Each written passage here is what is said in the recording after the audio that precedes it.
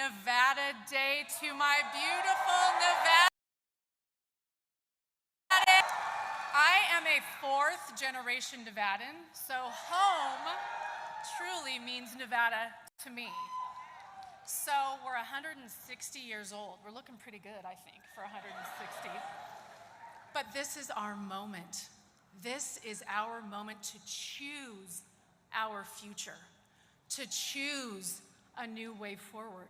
And Nevada, we can do it. We can do this together. Can we not? We're going to do this. So I am here because when it comes to protecting women, it's Kamala.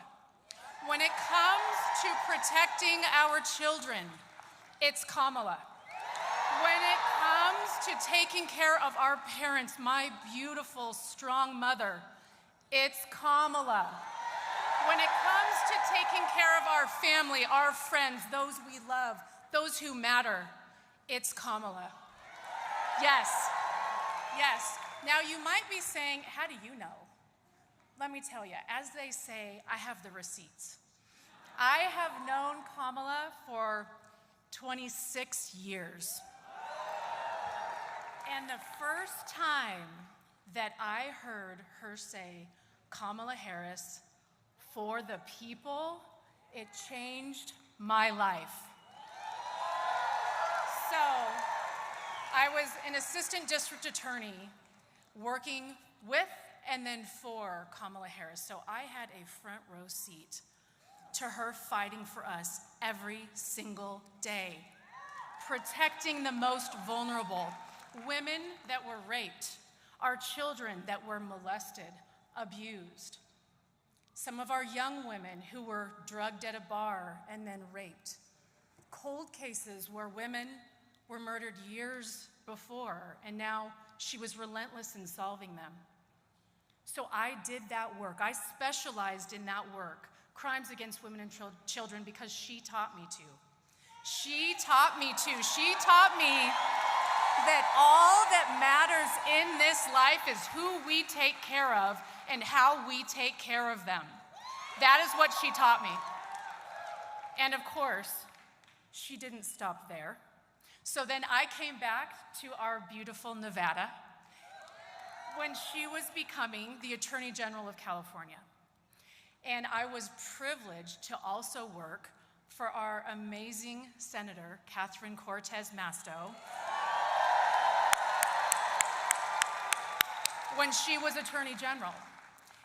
And those two combined forces to fight against human trafficking, to take on transnational gangs, the most dangerous, because they were trafficking in humans, treating them like they have no value, they don't matter. Going after banks, Kamala fought again every day for us in every possible way. That is the woman I know.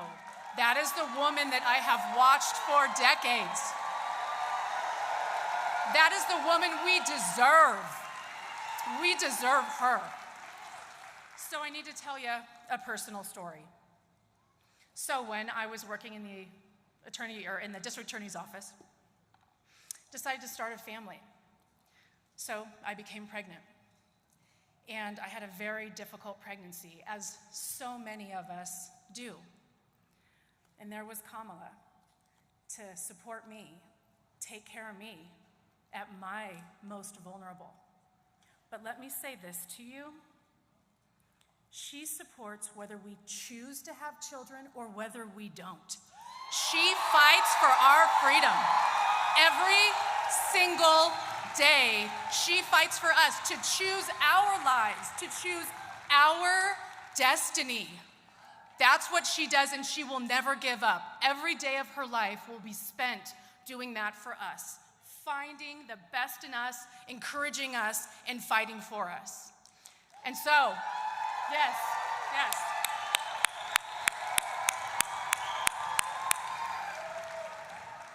And so, I had that beautiful baby a long time ago, and that beautiful only child of mine is now 20 years old. And she is strong and kind and amazing. And she just voted in her first presidential election for Kamala Harris. So Nevada, can we do this? Do you promise? Can we do this? Talk to everybody, everyone you know. Tell them your story. Tell them my story. You want me to tell the story? Call me. I will do it. But let's work every day, tirelessly. Let's fight as hard as Kamala has fought for us for decades.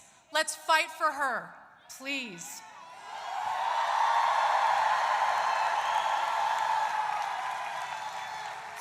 So will you all help me welcome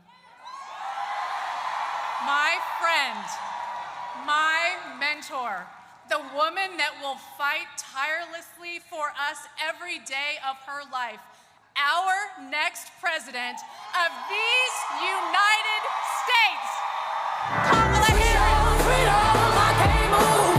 Freedom, cut me loose. Freedom, freedom, where are you? 'Cause I need freedom too. I break chains all by myself. Won't let my freedom rot in hell. Hey, I'ma keep on running 'cause the winner don't quit on themselves.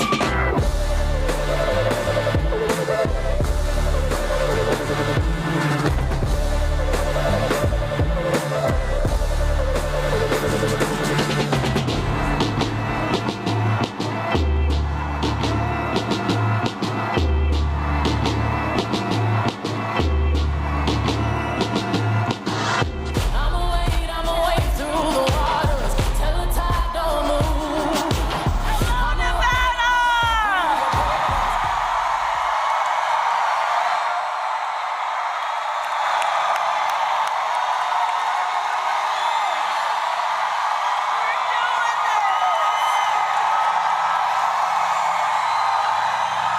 Happy Nevada Day! And can we please hear it for Mission?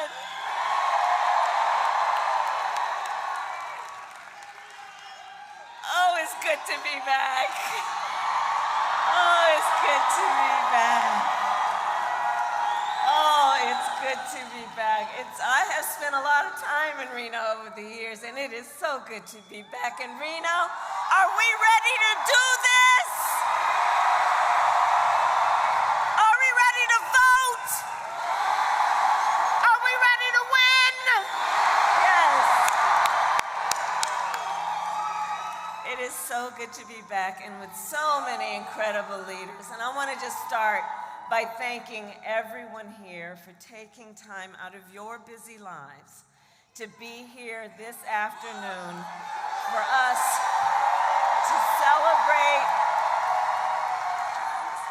to celebrate each other and community. And I thank you, everyone. I want to thank my dear, dear friend, Senator Catherine Cortez Masto. As you know, we were AGs together. I was in California, she was here. We were fighting a good fight, arm in arm, always together. I want to thank Mayor Shivi, DNC Chair Jamie Harrison, Michael Gordon with LaYuna Local 169, and Nevada, please send Jackie Rosen back to the United States Senate.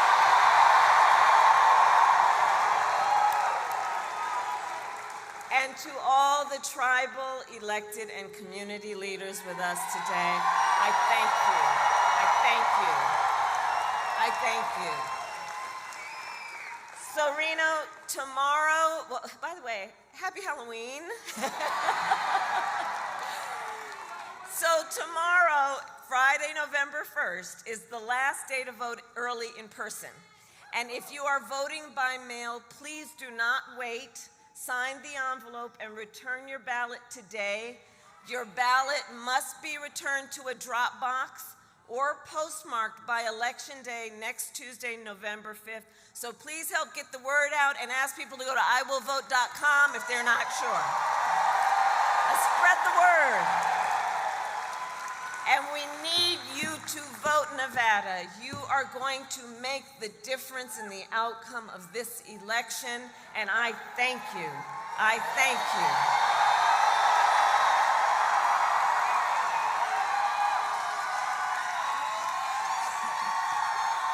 So, okay, we got some work to do. Okay, we have 5 days left in one of the most consequential elections of our lifetime. And we do have work to do. But here's the thing I know about everybody here. We like hard work. Hard work is good work. Hard work is joyful work. And make no mistake, we will win. We will win.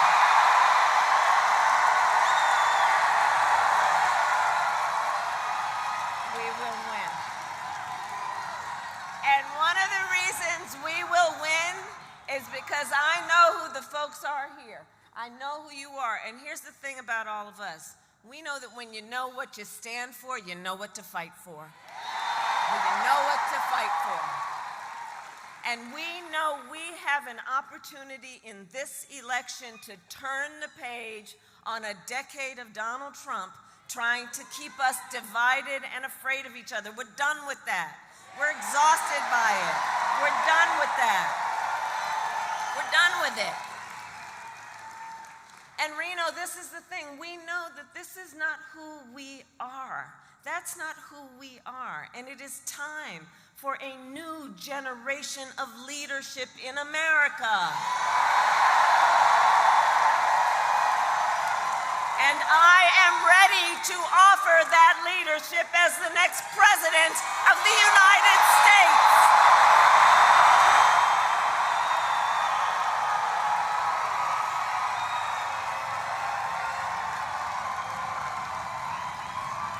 And Nevada,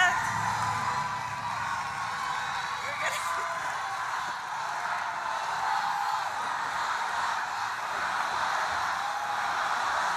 Thank you. All right.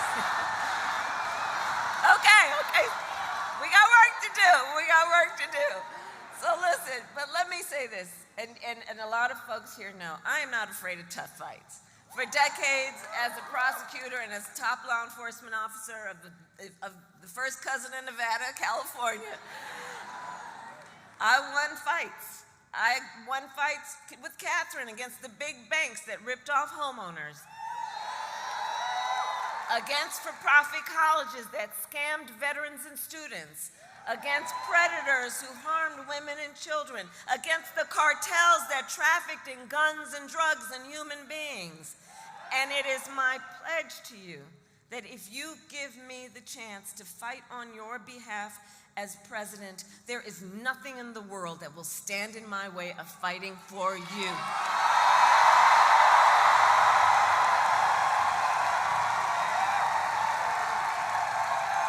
For the people. And look, we know who Donald Trump is. Because we all know he is not someone who is thinking about how to make your life better. And this is someone who is increasingly unstable, obsessed with revenge, consumed with grievance, and he's out for unchecked power. And in less than 90 days, either he or I will be sitting in the Oval Office.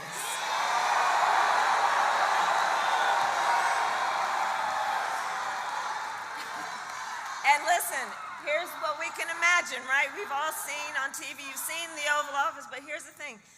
We have to get the word out to help people even just visually imagine what that day will be. Because if elected, Donald Trump on day one would walk into that office with an enemies list. When I am elected, I will walk in with a to-do list on behalf of you. And at the top of my list is bringing down your cost of living. That will be my focus every single day as president. I will give a middle-class tax cut to over 100 million Americans, enact the first ever federal ban on corporate price gouging on groceries. I've taken on that issue before, I'll take it on again. I will make housing more affordable by building more homes and taking on corporate landlords who unfairly buy up all these properties and jack up rents. We will fight for working families by raising the minimum wage and eliminating taxes on tips for service and hospitality workers.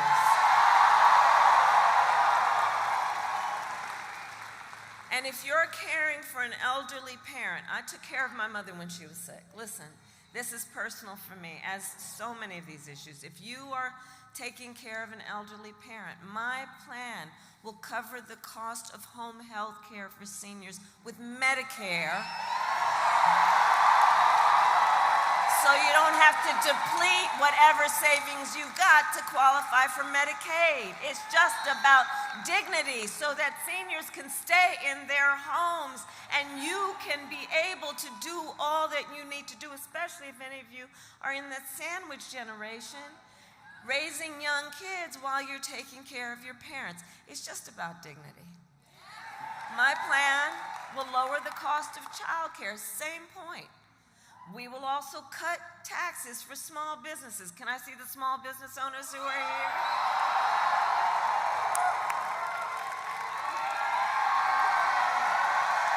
Oh, I love our small businesses. And we will lower health care costs, because here's where I come from. I believe that health care should be a right and not just a privilege of those who can afford it.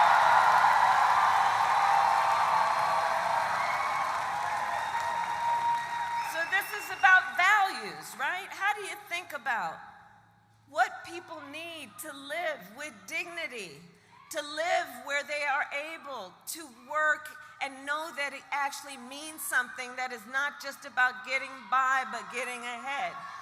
On the other hand, Donald Trump's answer to the financial pressures you face is the same as it was the last time.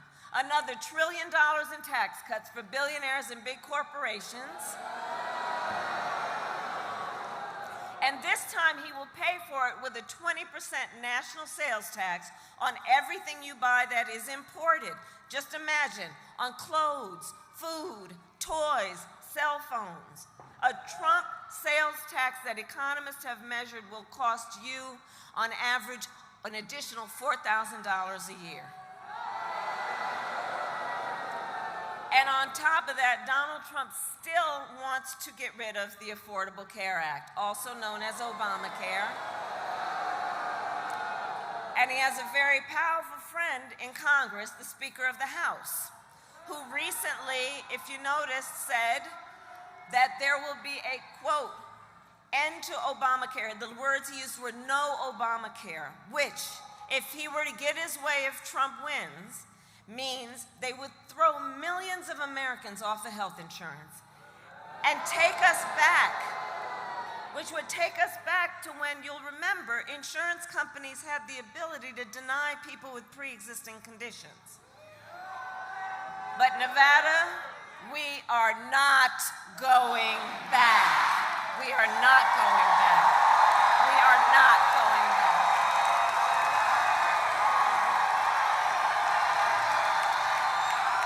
We're not going back. We're not going back. We're not going back. And we are not going back because ours is a fight for the future.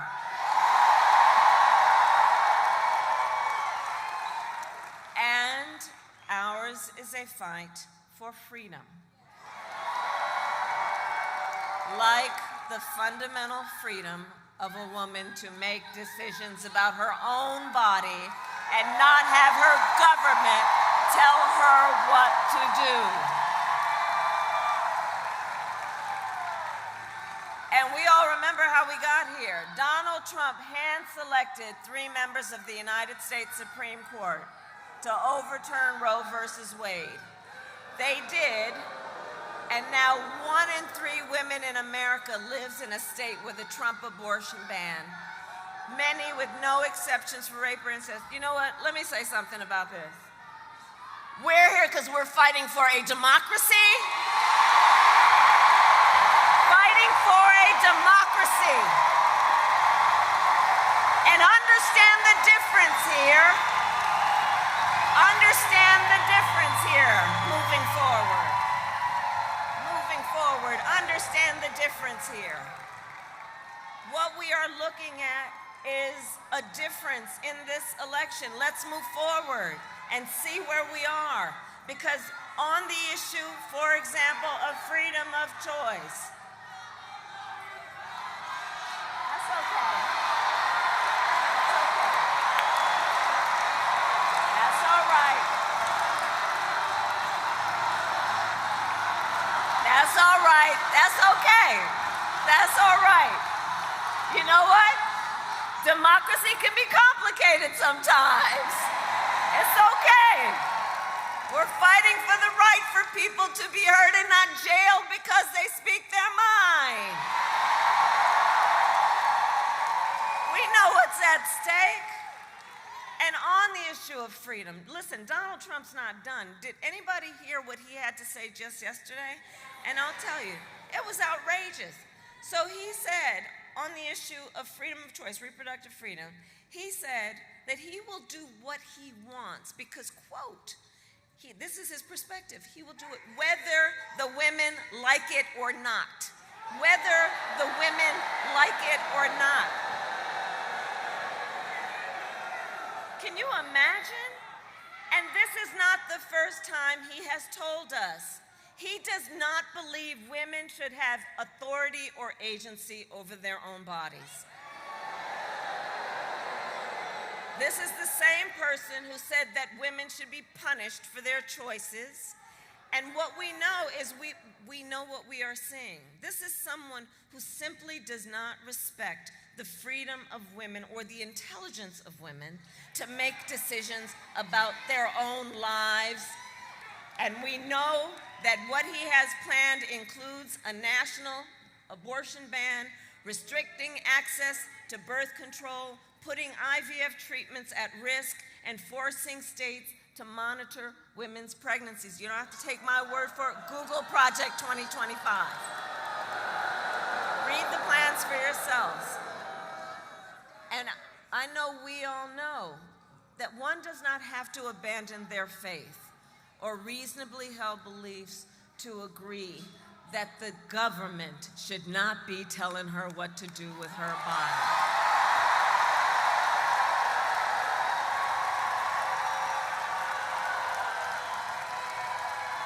So Nevada, to protect your right to make your own health care decisions, vote yes on question 6.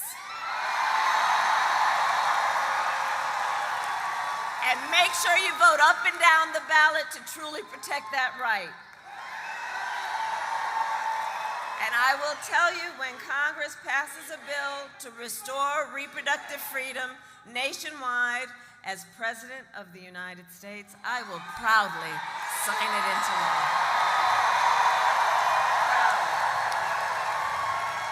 Proudly. So, Nevada, I am here asking for your vote. I am asking for your vote. And here is my pledge to you. And I got your back.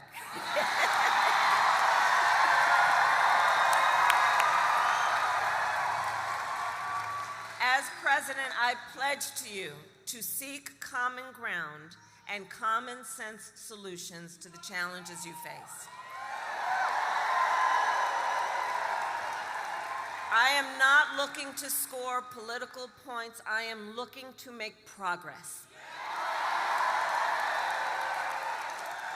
And I pledge to listen to experts, to listen to those who will be impacted by the decisions I make, and to listen to people who disagree with me. Because that's what real leaders do.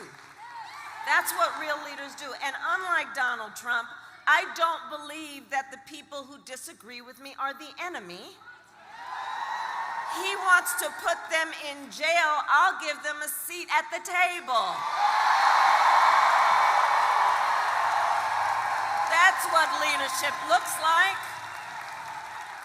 And I pledge to you to always put country above party and self, and to be a president for all Americans. For all Americans. So it all comes down to this. We are all here together. And again, you are taking this time to be here because we love our country. We love our country. And when you love something, you fight for it. You fight for it. And I do believe it is one of the highest forms of patriotism, of our expression of our love for our country, to then fight for the ideals of our country and to fight to realize the promise of America. And I'm going to tell you, I have always believed in our nation's promise because I have lived it. I grew up a child of the civil rights movement. My parents would take me to marches when I was in a stroller. And at those places, people from all walks of life came together to fight for the ideals of freedom and opportunity. You know, growing up, I saw how hard my mother worked to give her daughters the same chance our country gave her. And I was blessed to have family by blood and family by love, who instilled in me the values of community and compassion and faith. I've spent my life fighting for the people who have been hurt and who have been counted out, and people who never stopped, even then, believing that in our country anything is possible. I've lived the promise of America, and I see the promise of America in everyone here. It is in all of us. It is in all of us. It is in all of us. It is in the women who refuse to accept a future without reproductive freedom. It is in the men who support them. It is in the fathers and mothers who work hard every day for their children's future. It is in the Republicans who never voted for a Democrat before, but have put the Constitution of the United States above party.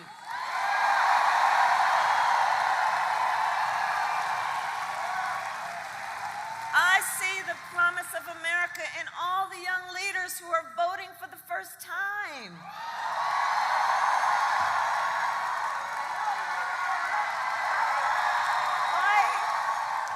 And I'll tell you what I love about this generation, Gen Z. I'm gonna shout you out.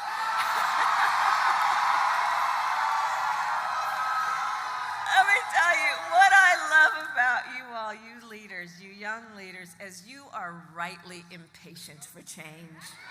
I love that about you. You are determined to live free from gun violence, to take on the climate crisis, to shape the world that you inherit. I love that about you. And for them, I say to everybody else, look, none of this is theoretical. This for them is a lived experience. It's not political. It's what they're living. And to the young leaders, then I say, I see you. I believe in you, and I see your power. You are so powerful. And I would just ask, can we give it up for the first-time voters who are in the House? Can we?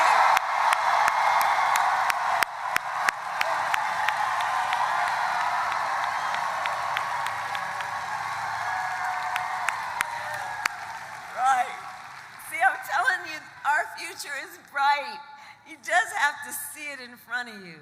The future of our country is bright. And so to the people of Nevada, look, you are battle-born. And we are ready for the hard work ahead. We have 5 days to get it done. And so look, nobody can sit on the sidelines. Let's spend the next 5 days so that when we look back on these days, we have no regrets. And let us make sure that we are knocking on doors, that we are texting folks, calling folks, reaching out to family and friends and classmates and neighbors and coworkers. And as we do, I have a request. As we do, please let's be intentional about building community. And let's be intentional about building coalitions. You know, these last many years, it's had a way of, trying to make people point their fingers at each other, trying to divide us, trying to make people feel alone. So let us all, in this moment, be intentional about building back up and reminding folks we have so much more in common than what separates us. So much more. So much more. And so we all know here, your vote is your voice, and your voice is your power.